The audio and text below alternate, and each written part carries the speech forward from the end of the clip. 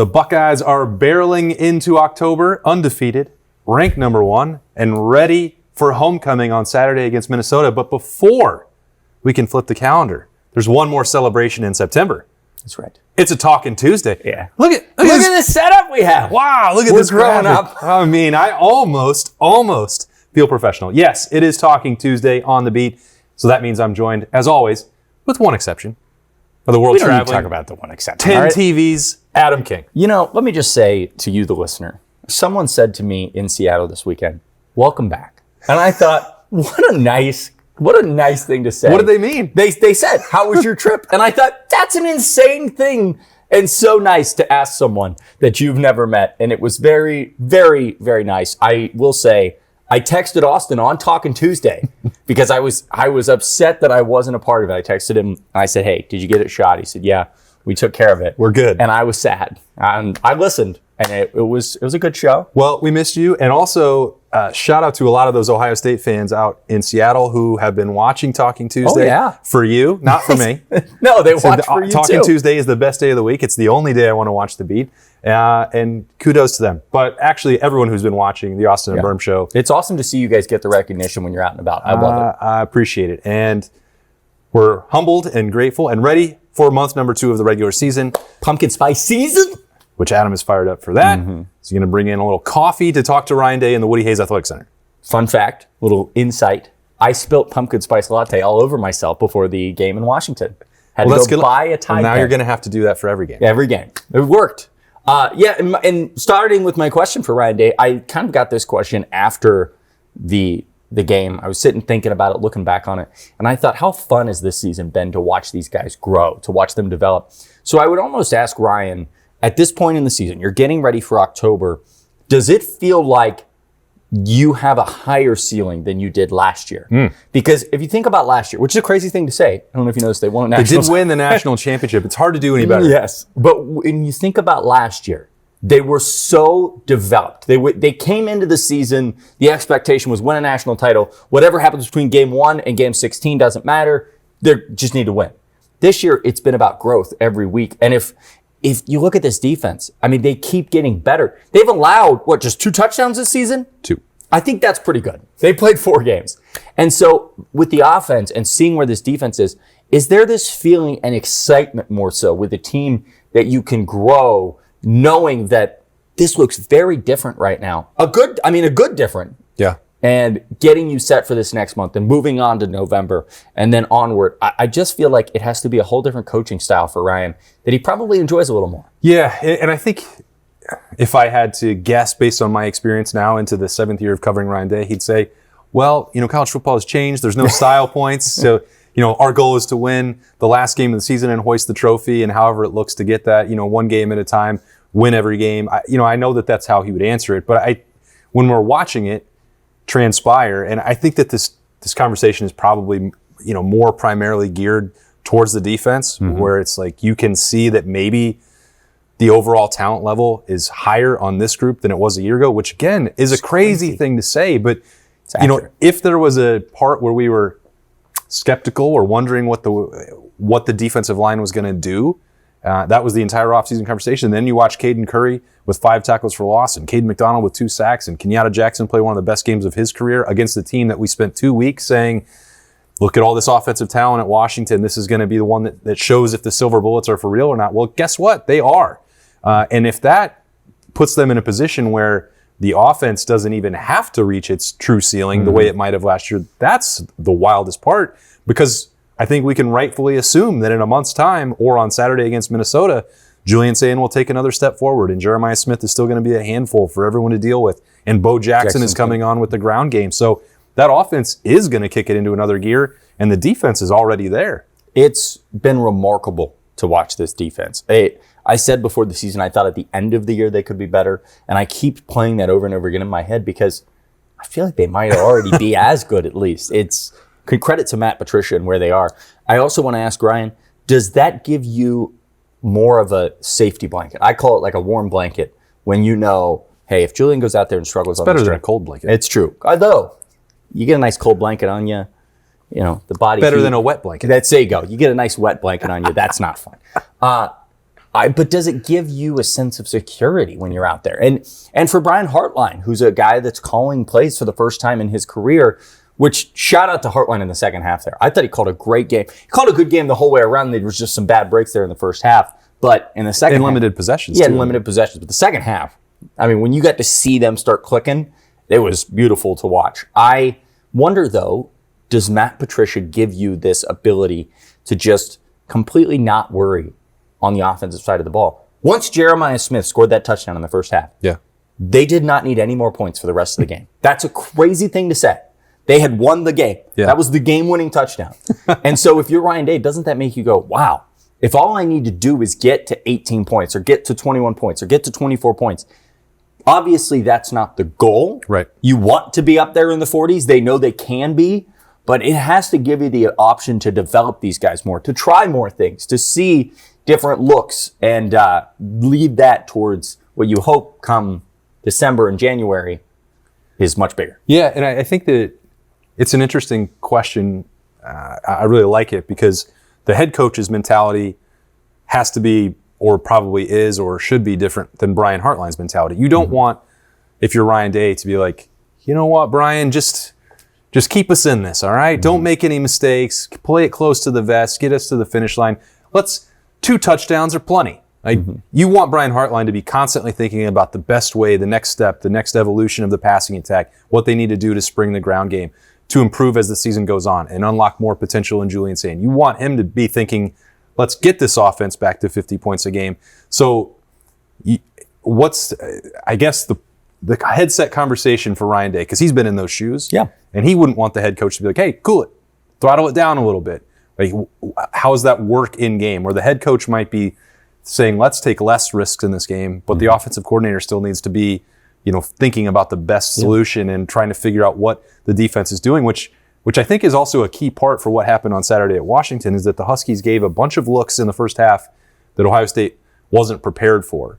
They knew that they weren't going to play nothing but man the way that they had the first 3 weeks, but some of what they saw with the deeper coverage and the shell putting a lid on Jeremiah Smith and double coverage, like, they didn't have immediate answers or immediate opportunities to adjust in game because of that limited number of possessions. By the time you saw that third drive in the first half and Jeremiah scores and then they come right back out of the locker room, it's like, okay, they've got a game plan going here. We just hadn't really had a chance to see it because the plays were so limited. And I know that can be frustrating for any play caller, and Ryan Day has been in those shoes. Like, that sort of putting it all together, managing risk, trying to push the envelope, figure out how to adjust in the first half of the game, I think is really interesting, especially as Ryan Day is now a full year into this CEO role, and what it's like dealing with, or having those conversations with Brian Hartline about managing all that is really interesting to me.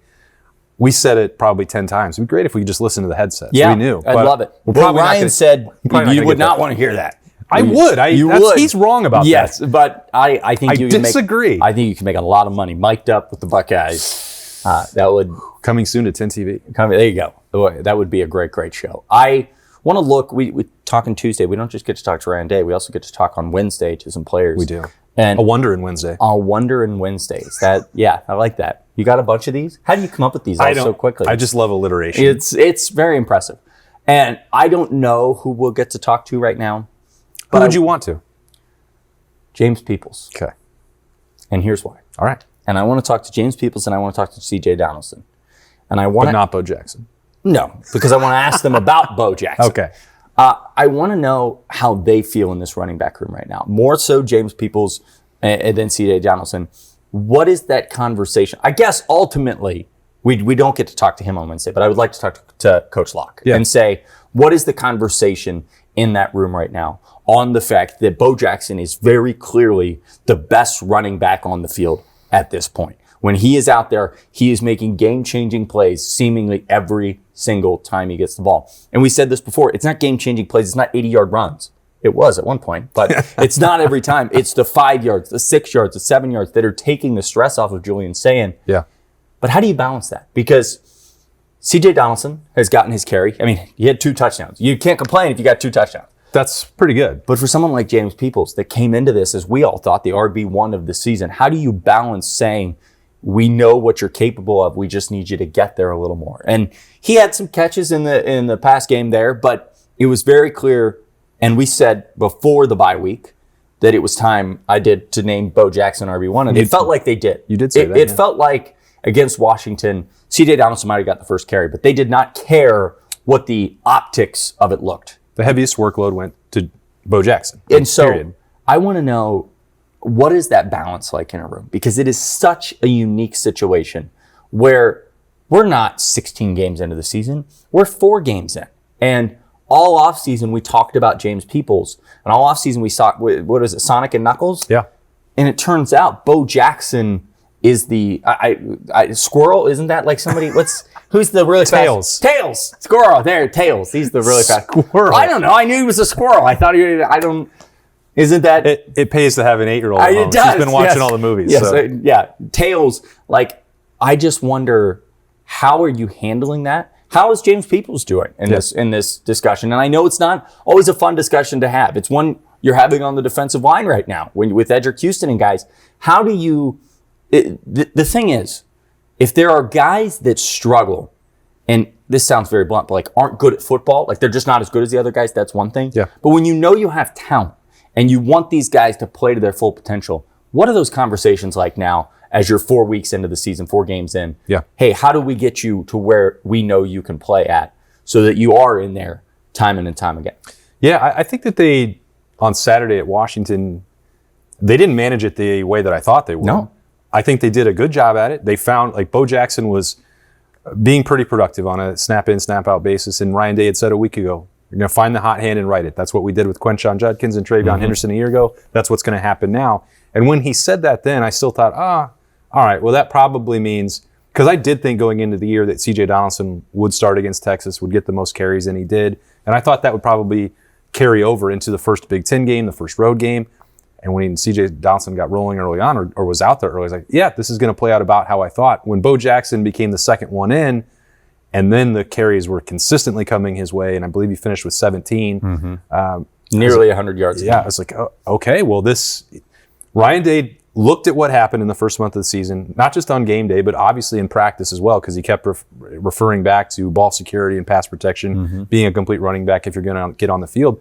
So clearly, Bo Jackson had taken that challenge to heart and then earned the opportunity. And if there had ever been a notion, and we hear this a lot, it's going back to, the first year that I was covering this team and Urban Meyer, and like, there's too much seniority, always deferring to the veteran players. That's a very good. There is, you look at this team, and it is very much earned on a week in, week out basis. Devin Sanchez playing against Texas was the first sign of that. Bo Jackson playing as extensively as he did against Washington is yet another sign of that.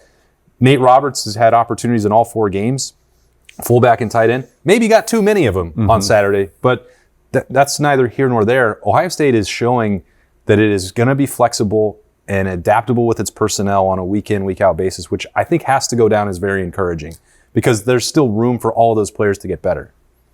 I think I know what I'm going to ask Ryan tomorrow. I think you just kind of shaped the question. Okay. I think you nailed it. Well, that's what we're here to do. Yes. But I think I'm actually going to ask that. We come up with 10 questions that we could ask. And it's simply put, when in your career did it change in your mindset that, and maybe it did, maybe he's always had it, but it does feel like in recent years that talent has superseded seniority.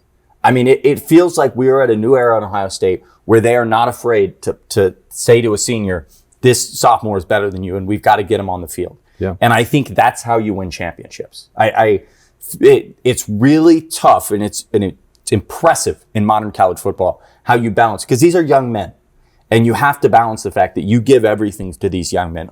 Every guy on the roster they care about, they pour into. Yeah. But at the end of the day, ding.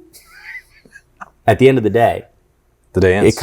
It comes to winning. Yeah. That's it. It's a score. And Ryan always says, and I think it's a great statement, that he's here to help craft those young men, to help grow young men. He just has to win games so he can keep it here.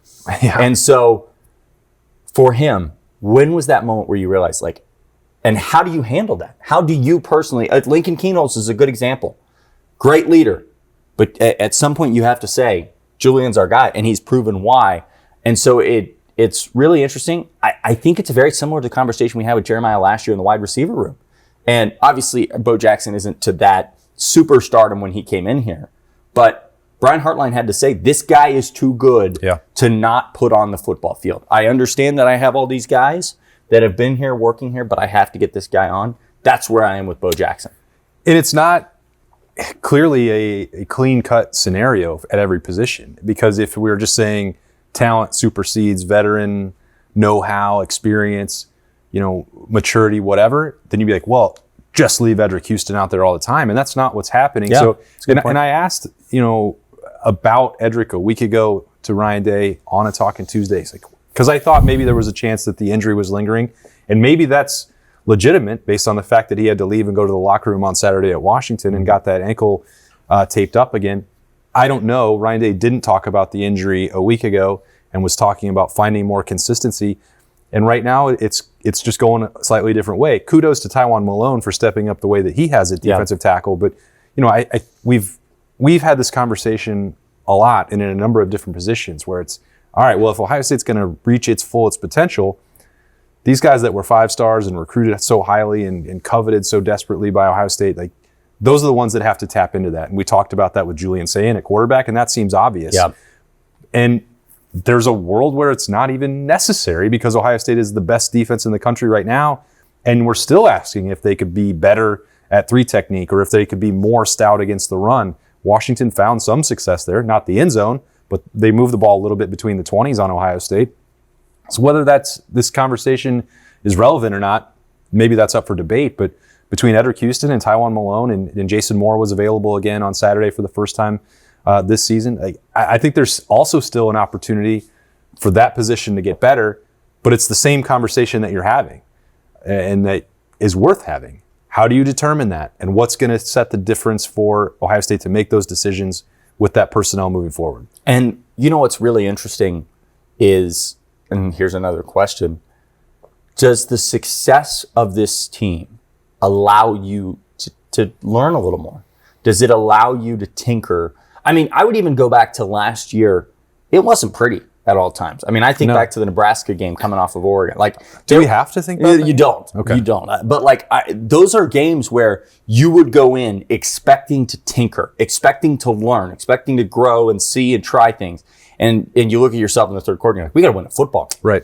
This Minnesota game is one of those games where you go in and you say, we expect to be able to learn a lot about ourselves, to try new things, to see if this guy can take that step we were hoping for. Mm-hmm.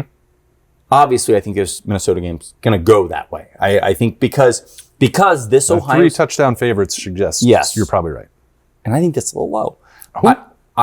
You heard it here first. Okay. Let me see your phone. Yeah. I also think that Ohio State has proven this year that in those scenarios, they will take care of the team. Yeah. I mean, the OU game got a little wonky there for a little bit, but they settled in, and obviously they ended up winning by 28 points. That's not too shabby.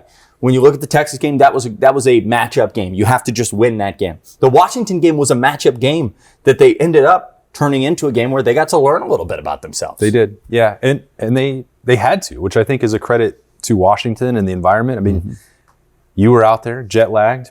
You saw how awesome it was. I said before the game that there were a lot of Buckeye fans there. And Austin said, there's always a lot of Buckeye fans. And he's not wrong. But then we were standing on the sideline and I said, sure looks like a lot of Buckeye fans. And I feel I was accurate in the fact that Ohio State traveled. They always travel. They traveled more than I expected. That place. I would agree with that. Yes. That place was packed with Buckeye fans. And I bet, based on the glowing reviews that we've provided and the probably 15,000 Ohio State fans that were out there, Washington in 2029 probably better prepare now for a lot more Scarlet to come back there because it is a very cool environment. And Seattle's really cool. Yeah. I went up in the Space Needle. Yeah. I looked all around and then it was crazy. It was so cool. Yeah. I caught a fish. Well, I dropped a fish. Then I caught a fish. Yeah. Which one was on camera? With both. Oh, both were? Okay. I ruined a suit. Yeah. Well, that happens. Yeah. You win some, you lose most. I will say going into this Minnesota game, I'm very excited. This feels almost like what I thought the OU game. It's weird. I feel more confident in the Minnesota game than I did in the OU game. Minnesota, they're good. Yeah. Rutgers gave them a great game this weekend. I just feel like Ohio State, this might be one of those games where you just let loose and just say like, all right, let's set the tone early. Let's get out of this game. Let's make it by the fourth quarter that Julian Sand's not playing so that we can. And for Brian Hartline, this is one of those games where you carry over the momentum from Washington. I mean, they were cooking in that second half. I think they scored on every possession, right? In the second half, yeah. Yeah. I mean, that's all you can ask for. Until they ran out the clock. Yeah. Well, that doesn't count. And so I want to see them just take that momentum. I just want a fast start. And the final question for Ryan. We talk about fast starts every week. That's all we say. Just a fast start. Will you start fast? Is that the question? That's the question. No, the question is how? How does a team start fast? Like, I don't know how to explain it. Yeah. But it feels like it's always a crapshoot. And it's not just with Ohio State. It's with every college football team. You're like, we want to start fast. And then you go out there and you fumble a punt and you're like, well, that's dead. It can't start fast. But it's like every team, you're like, okay, they took the opening kickoff back. Well, they started fast. That's great job. Yeah, great job. I wonder what it takes to actually start fast. You know what it is? What? Execution fuels emotion. The execution fuels emotion, exactly. You got to make the consistent plays, routine plays routinely. Got to stay consistent, run the football. Play with emotion. Play with emotion. Don't let emotion play with you. Don't let emotion play with you. Austin does that every day of his life. They're good coaching points. They are. They're good life just points. Take that. They're good life points. If you're out there, play with emotion. Don't let emotion play with you. Listening to Ryan Day every Tuesday, you learn a lot. You do. And hey, he's coaching up these young men. He's not just coaching a football team. He's winning a lot of games too. You gotta, what is it? Chop wood and carry water. That's right. I listened to the first half of that book. Well, you can read it too. Wow. Wow. See, it's more life points. Yeah. And we're going to find out more from Ryan Day and Ohio State at the Woody Hayes Athletic Center on Tuesday noon. It'll be on 10 TV's YouTube channel. There'll be a live stream. And 10 TV and 10 TV Plus, where you can also find this show, The Beat, every day. Tuesdays, you already know, it's with Adam King. He is television's Adam King, as I affectionately refer to him. And a lot of people call me. It's pretty great. I didn't mean to give that. No, it's hilarious. I love that to be your nickname. I love it. But apparently it is. I could have worse nicknames. I have had worse nicknames. And after Ryan Day's press conference, Berm and I will have snap judgments. We'll be back Wednesday, a stock report, which I think there will be plenty for us to dive into on The Beat. You get that at 97.1 The Fan, the YouTube channel, 10 TV, 10 TV Plus, Apple and Spotify, or anywhere else that you get podcasts. Those are the only two that I know of. But maybe there's Patreon. more. Are we on Patreon? No, we're not on that. Oh, you're not on Patreon. Don't go to Patreon. I don't. Stay away from that. It's a fake Austin and Berm show if it's on Patreon. Okay, it's a good call. I don't know. Cancel your subscription. There's a podcast that was on Patreon once I listened to, so I apologize. It wasn't yours. Oh, thank goodness. I have a lot of questions, but that's what Talking Tuesday is for. He is Adam King. I'm Austin Ward. We'll see y'all later.